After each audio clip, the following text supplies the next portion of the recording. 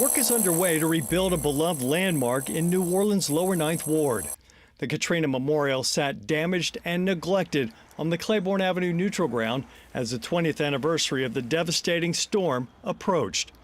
After local developer and general contractor Peter Gardner saw our initial story documenting the memorial's condition, he decided to take action. When I saw the story, I thought it was a shame. To me, it was an easy, small project for me that, signals to the community like that there are people that care. And, that's why I'm here and I'm doing it. Gardner said his crew is using the original plans to refurbish the monument, which serves as a reminder of lives lost and a community's heartbreak.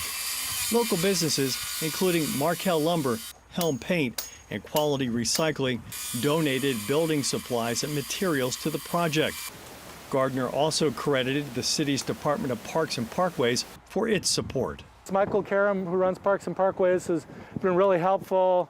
He's coordinated the tree trimming, he's bringing gravel, he's pressure washed the plaza area. Gardner promised the project would be completed by Katrina's anniversary on Friday.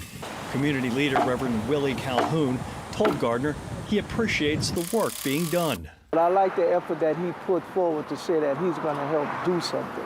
And that's the effort that we are looking for to move forward in New Orleans as a whole. Gardner promises once the work is completed, the Katrina Memorial will be at least 95% of what it was when it was originally built in 2007.